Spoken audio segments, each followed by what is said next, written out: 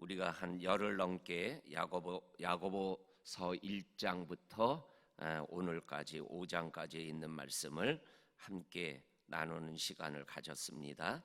이 야고보 장로가 보내는 이 서신을 받고 있는 사람이 야고보서 1장 1절에 보면 흩어진 사람이다.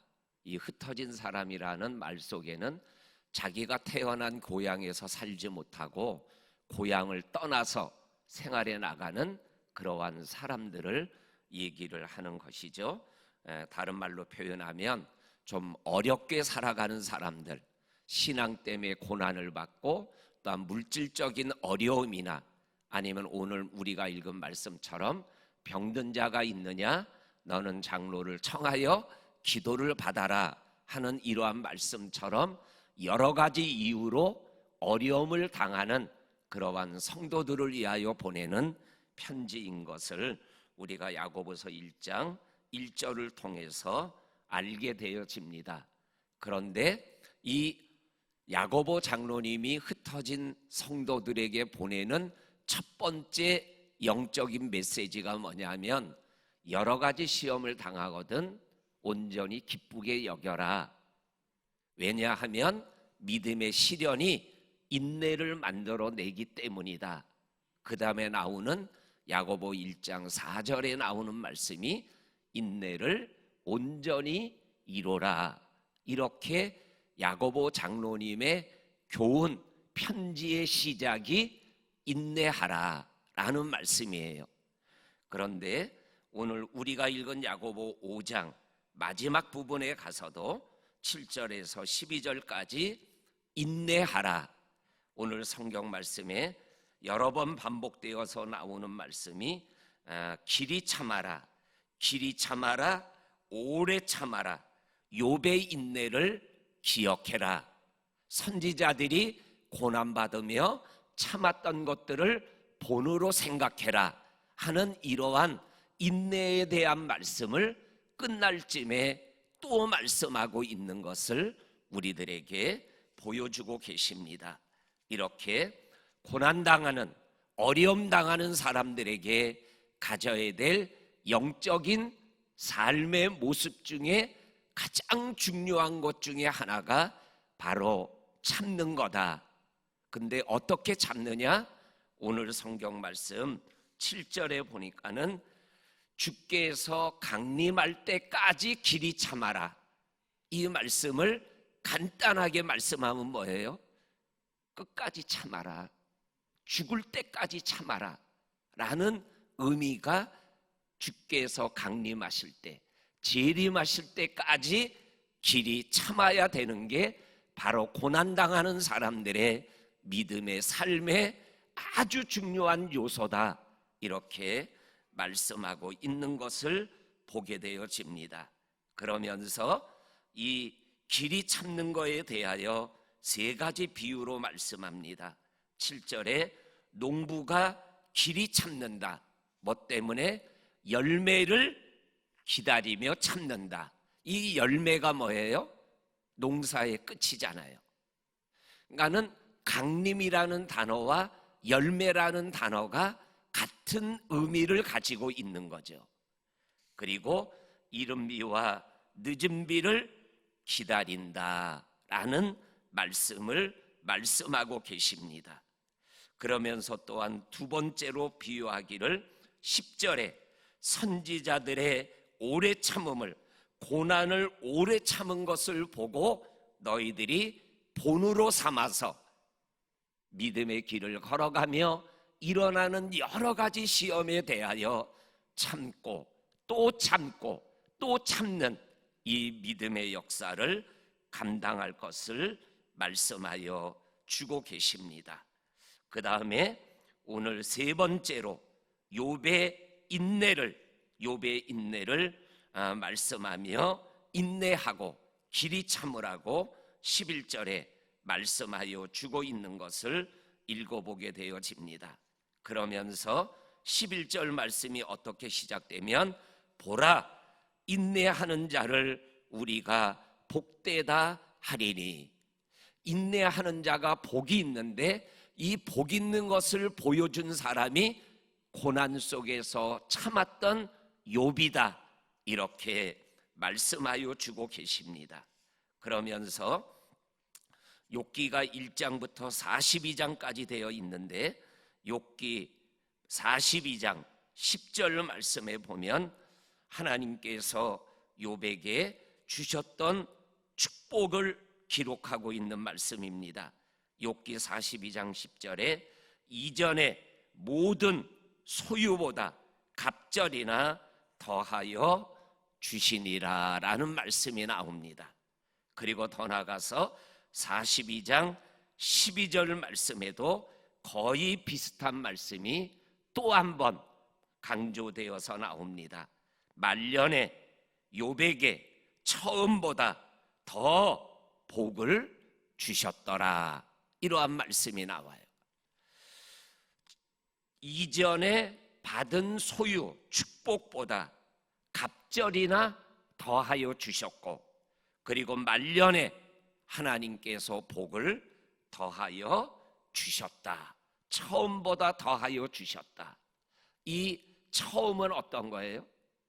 고난을 받기 전보다 고난을 참은 욥에게 주신 축복을 말씀하고 계시는 거죠. 우리 사랑하는 성도님들, 어려운 일을 참으면 결국은 뭐가 된다라는 거예요? 복이 된다. 이 말씀을 우리들이 꼭 기억하시고 믿음의 길을 걸어가는 저와 성도님들이 될 수 있기를 주의 이름으로 간절히 축원합니다.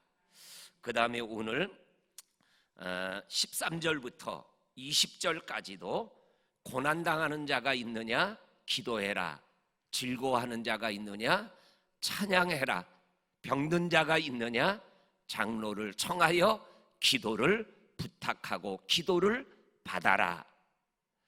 여기에도 고난당하는 자, 병든 자 뭐 하라는 거예요? 기도해라. 그러니까는 고난당하는 자의 신앙의 삶에 두 기둥을 얘기하면, 하나는 길이 참는 거고 또 하나는 하나님께 기도하는 거다. 이것이 야고보 장로님이 흩어져 있는 하나님을 믿는 어려운 성도들에게 주고자 원하는 핵심적인 말씀이죠. 오늘 성경 말씀, 이 기도에 대한 말씀은 뭐예요? 1장에도 기도에 대한 말씀이 나오죠. 지혜가 부족하냐? 후히 주시고 꾸짖지 않는 하나님께 아뢰라. 오늘 여기에서도 기도에 대하여 말씀하고 계십니다. 특별히 기도를 하고 기도를 부탁하고 또한 기도를 부탁받으면 꼭 중보기도 해라. 이것이 오늘 야고보 장로님이 기도에 대한 특별한 부탁의 말씀입니다. 오늘 성경 말씀 14절 이후에 보게 되면 이러한 말씀이 나옵니다. 너희 중에 병든 자가 있느냐? 교회의 장로들을 청할 것이고 그들은 주의 이름으로 기름을 바르고 그를 위하여 기도할지니라. 그 다음에 이제 15절 말씀이 중요합니다. 믿음의 기도는 병든 자를 구원하리니 주께서 그를 일으키시리라. 혹시 죄를 범하였을지라도 사하심을 받으리라. 이 말씀의 영적인 의미가 마가복음 2장에 나오는 중풍병자를 치료하시는 예수님의 치유 사건 속에 들어가 있어요. 중풍병자가 찾아왔어요. 그때 예수님이 마가복음 2장 5절에서 뭐라고 선포하냐면 너 죄사함을 받았느니라, 이렇게 말씀해요. 중풍병을 치료받으러 온 사람에게 죄사함을 받았다 그래요. 그러니까 모여있던 바리새인들이, 유대인들이 죄는 하늘의 하나님만 사하는데 어떻게 네가 그렇게 말할 수 있느냐.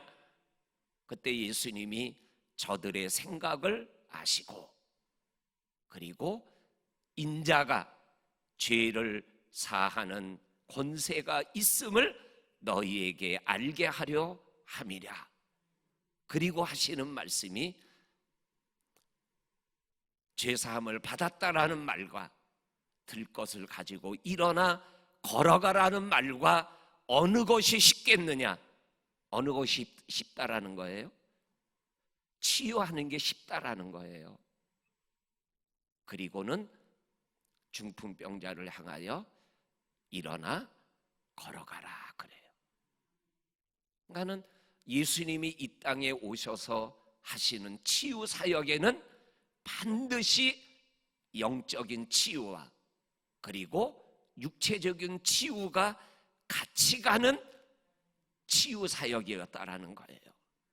오늘 여기에서 믿음의 기도로 병든 자를 구원한다라는 거, 육적인 병이 낫는다라는 거죠. 그런데 혹 죄를 범하였을지라도 사함을 받으리라, 영적인 치유를 말씀하고 있는 거죠. 10명의 문둥병자가 예수님에게 왔잖아요. 가다가 치유됐잖아요. 그 영적인 육적인 치유를 깨닫고 예수님에게 온 사람, 그 한 사람은 영적인 치유까지, 내 믿음이 너를 구원했다, 평안히 가라. 그러니까 육체적인 질병이 치유되면 100% 영적인 병이 치유되는 건 아니지만 육적인 치유를 통하여 영적인 치유의 자리까지 가는 것을 우리가 믿음 생활에서 많이 만나게 돼요. 오늘 이 15절 말씀은 16절에서 또 반복해서 말씀하셔요.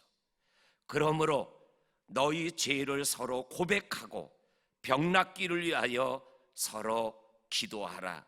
의인의 간구는 역사하는 힘이 큼이기 때문이다. 죄를 고백하면 죄 용서함과 함께 병이 낫는 치유의 역사가 일어난다라는 것이죠. 이것을 오늘 흩어진 성도들에게 말씀하여 주시면서 정말로 우리들의 연약함이 단순한 연약함만 아니라 이 영적인 연약함도 치유받는 그러한 믿음의 길을 걸어가야 진짜 어려움을 이기는 믿음의 삶을 잘 살아갈 수 있는 것이다. 이렇게 말씀하고 계시는 이 말씀을 우리들이 기억하면서 오늘도 우리의 믿음의 여정 속에 혹 어려움과 힘듦이 있다면 길이 참고 오래 참고 욥을 생각하면서 그리고 십자가의 예수님을 생각하면서 기도하며 우리의 삶을 생활해 나갈 수 있는 우리가 되기를 주의 이름으로 간절히 축원합니다. 아멘. 하나님 아버지 감사합니다. 하나님께서 우리의 삶에 찾아오셔서 말씀하여 주시는 하나님의 말씀을 오늘 말씀으로 받았습니다.